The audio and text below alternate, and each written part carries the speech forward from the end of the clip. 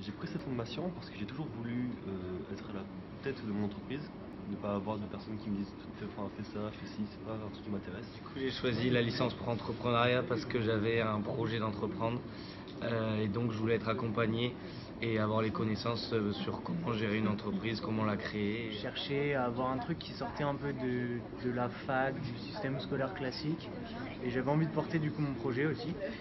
Donc c'est pour ça que j'ai choisi ça, je me suis renseigné dessus et tout. C'est une formation sur laquelle tu travailles sur ton propre projet. Et en soi, travailler sur tes propres projets, c'est un truc qui m'animait.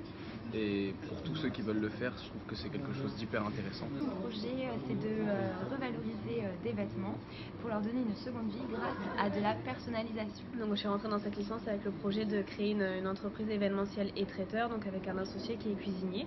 Et on voudrait s'implanter en Dordogne pour proposer des prestations événementielles et traiteurs pour les particuliers, les professionnels, etc. Alors mon projet d'entrepreneuriat, c'est de créer une mini-usine de torréfaction de café en Nouvelle-Calédonie. Le projet, c'est de répondre aux besoins des TPE, PME qui souhaitent se développer sur le web en les accompagnant sur leur campagne de publicité sur Google. Moi, je veux faire une entreprise de graphisme et le secteur, le recrutement, il est assez bouché et du coup, je me suis dit que je voulais créer mon propre emploi. C'est pour ça que j'ai voulu être entrepreneur. Les Français ont un gros problème de pouvoir d'achat, donc en fonction de leur salaire, etc., de leurs dépenses, des taxes.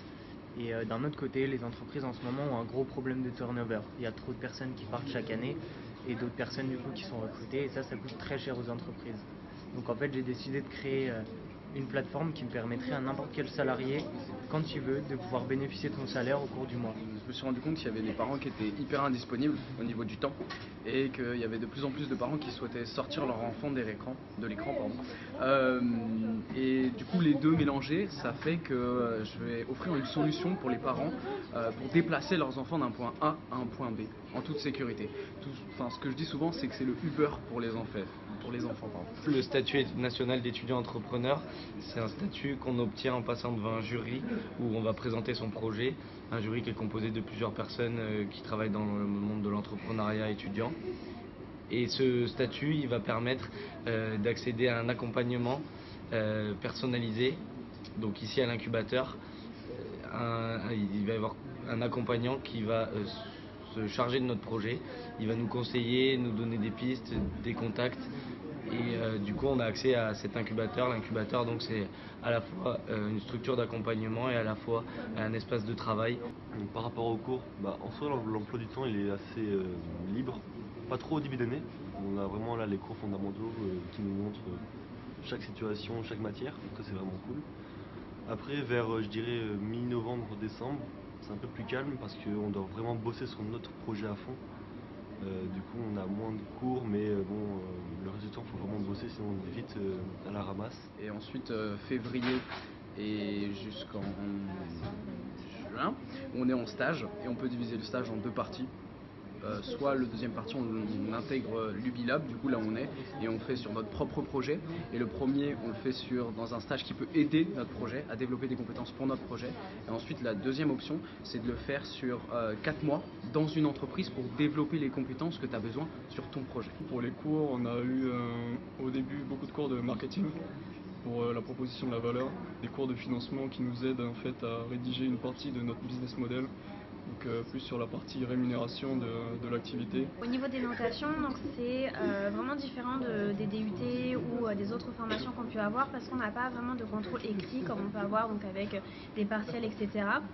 Déjà, il n'y a pas de période de partiel, c'est vraiment tout au long de l'année, c'est du contrôle continu. On a beaucoup de notes qui sont des travaux de groupe, donc on va avoir à réaliser sur des entreprises en formation qu'il va falloir étudier, en fait c'est beaucoup d'études de cas.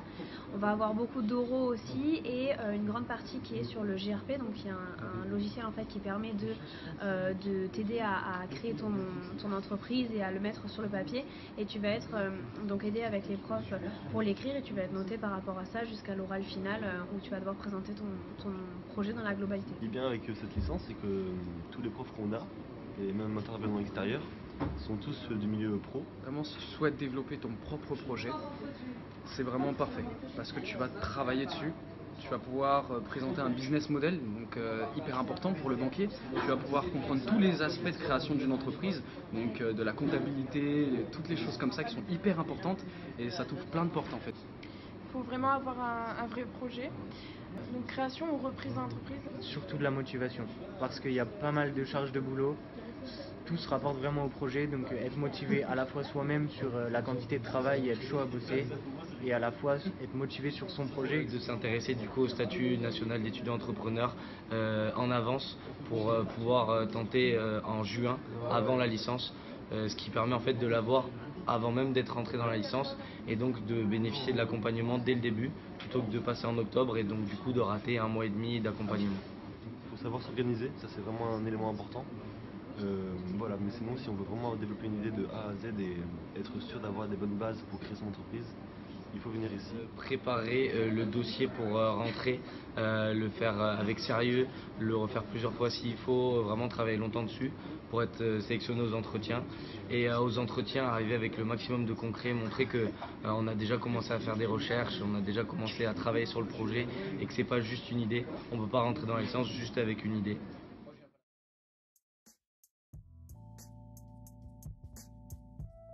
En étant étudiant, on a accès à un espace de coworking qui est ici, qui est un incubateur en même temps. Et on peut y accéder quand on veut de 8h à 20h et ça permet de travailler dans un endroit qui est quand même plus cool que la BU qui est à côté. Ubilab propose également, souvent le mercredi soir, des ateliers avec des professionnels qui viennent nous présenter ou nous parler de leur métier.